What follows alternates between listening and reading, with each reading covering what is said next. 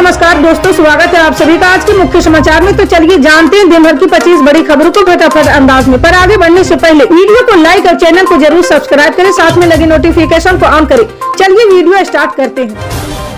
जी हाँ, आपको बता दें कि 2024 के लोकसभा और महाराष्ट्र विधानसभा चुनावों की उल्टी गिनती शुरू हो गई। इसके साथ ही विपक्षी पार्टियां भारतीय जनता पार्टी के मुकाबले अपने चुनावी अंक गणित को बढ़ावा देने के लिए अलग अलग राजनीतिक गठबंधनों और रणनीतियों की गणना करने में व्यस्त हैं। पिछले 2 लोकसभा चुनाव विपक्षी दलों के लिए निराशाजनक थे। उनके सर्वोत्तम प्रयासों के बावजूद प्रधानमंत्री नरेंद्र मोदी और गृह मंत्री अमित शाह का जादू मतदाताओं के सिर चढ़कर बोल रहा। 3 साल पहले कांग्रेस राष्ट्रवादी कांग्रेस पार्टी के एक अप्रत्याशित गठबंधन एमवीए का गठबंधन किया, जिसने अक्टूबर 2019 में बीजेपी के लगातार दूसरी बार सत्ता में लौटने के प्रयासों को विफल कर दिया। जी हां, हालांकि बीजेपी जून 2022 में एमवीए मुख्यमंत्री उद्धव ठाकरे को गिराने में कामयाब रही और बाला साहेब वंचित शिवसेना के नेता एकनाथ शिंदे के नेतृत्व में राज्य में सरकार का गठन कर लिया। हालांकि शिवसेना के अध्यक्ष ठाकरे ने एमवीए सहयोगियों को नहीं छोड़ा, सहयोगियों ने भी उनके सुर में सुर मिलाया। फिलहाल राष्ट्र राजनीतिक आईने में 3 विपक्षी गठजोड़ की संभावना सामने आ रही। जी हां, महाराष्ट्र में एनसीपी, शिवसेना और कांग्रेस का गठबंधन चट्टान की तरह मजबूत दिख रहा है। जी हाँ, आपको बता दें कि हिंडनबर्ग की रिपोर्ट आने के बाद से ही अडानी ग्रुप की मुश्किलें लगातार बढ़ रही है। अडानी ग्रुप की कंपनियों के शेयरों में लगातार गिरावट देखने को मिल रही। पिछले सप्ताह अडानी ग्रुप ने अडानी एंटरप्राइजेज का पूरा सब्सक्राइब होने के बाद भी वापस ले लिया था।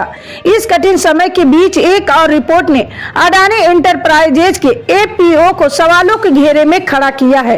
जी हां, फोर्ब्स की रिपोर्ट में कहा गया कि अडानी एंटरप्राइजेज के एपीओ को सब्सक्राइब करने वाली 3 कंपनियों का संबंध अडानी ग्रुप से है। जी हां, रिपोर्ट के अनुसार 3 फंड कंपनियां, जिसमें मॉरिशस की आयुष्मत लिमिटेड, ELM पार्क फंड और भारत की एविएटर ग्लोबल इन्वेस्टमेंट फंड शामिल हैं। जी हाँ, आपको बता दें कि दिल्ली नगर निगम चुनाव के बाद आज 6 फरवरी को निगम सदन की तीसरी बैठक होने जा रही। इसमें दिल्ली के मेयर को चुने जाने की पूरी संभावना है। मेयर पद के प्रत्याशियों में आम आदमी की ओर से शैली ओबराय और भाजपा की ओर से रेखा गुप्ता मैदान में है। मेयर चुनाव के बाद 10 साल बाद पूरी दिल्ली का एक मेयर होगा। जी हाँ, बीते साल 4 दिसंबर को हुए नगर निगम चुनाव में आम आदमी ने इस बार एमसीडी की कुल 250 में से 134 वार्ड जीतकर एमसीडी में भाजपा के 15 साल के शासन को खत्म कर दिया। भाजपा को 104 वार्डों जबकि कांग्रेस को 9 वार्डों में जीत हासिल हुई है। जी हां, मेयर के चुनाव के लिए दिल्ली के 250 पार्षद, 7 लोकसभा तथा 3 राज्यसभा सांसद और विधानसभा द्वारा मनोनीत 14 विधायक मतदान करेंगे। दिल्ली विधानसभा अध्यक्ष ने भाजपा के 1 विधायक और आम आदमी के 13 विधायकों को मतदान करने के लिए नामित किए हैं।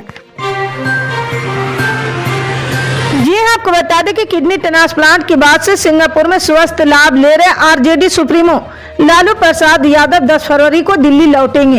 ये जानकारी राजद के पूर्व सांसद मोहम्मद अली अशरफ फातमी ने दी है। सिंगापुर में उन्होंने लालू प्रसाद यादव से मुलाकात की और उनकी सेहत का हालचाल जाने हैं। इस दौरान लालू यादव की दोनों बेटियां रोहिणी और सीमा भी मौजूद रही। जी हाँ, आरजेडी नेता अली अशरफ फातमी ने ट्वीट कर लिखा, आज लालू यादव जी से सिंगापुर में करीब 3 घंटे तक मुलाकात कर बातचीत की है। इस दौरान उनकी बड़ी बेटी और राज्यसभा सांसद बहन सीमा भारती और रोहिणी आचार्य भी साथ में मौजूद रही, जिसके बाद से खबर है कि 10 फरवरी को लालू यादव भारत लौट सकते हैं। जी हाँ, आपको बता दें कि चीता प्रोजेक्ट के तहत 4 माह पहले नामीबिया से लाए गए 8 चीतों के बाद अब फरवरी माह के अंतिम सप्ताह में साउथ अफ्रीका से भी 12 चीते लाए जाएंगे। इसके लिए बीते 26 जनवरी को भारत और साउथ अफ्रीका के बीच समझौता भी हो गया है।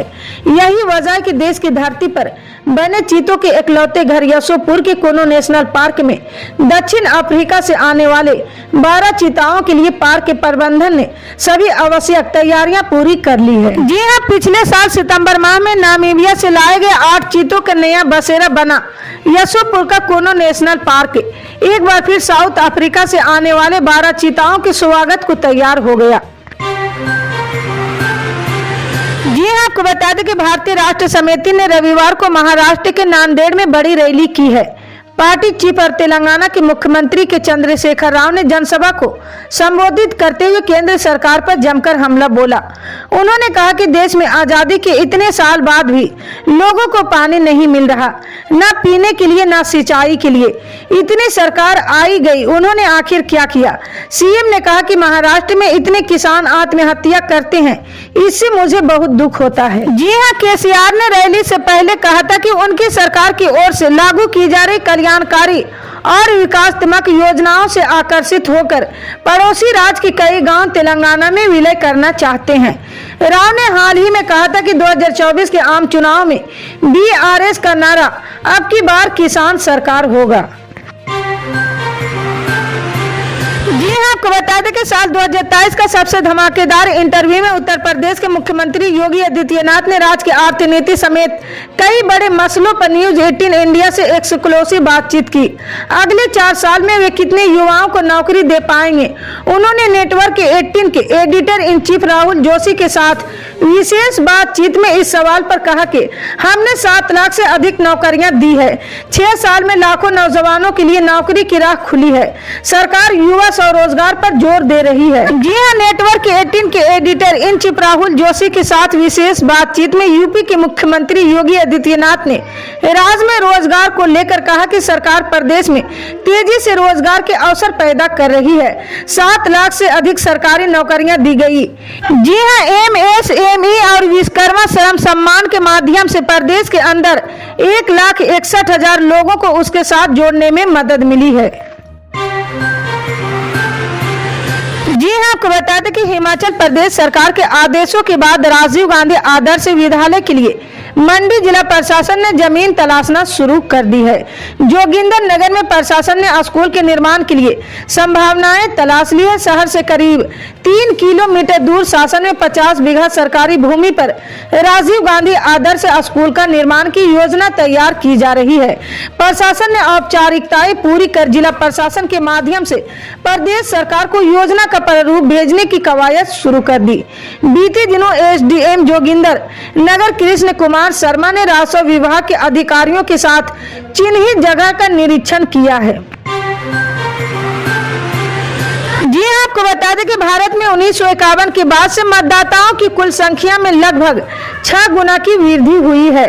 6 गुना वृद्धि के साथ मतदाताओं की संख्या इस साल 94.50 करोड़ से अधिक हो गई।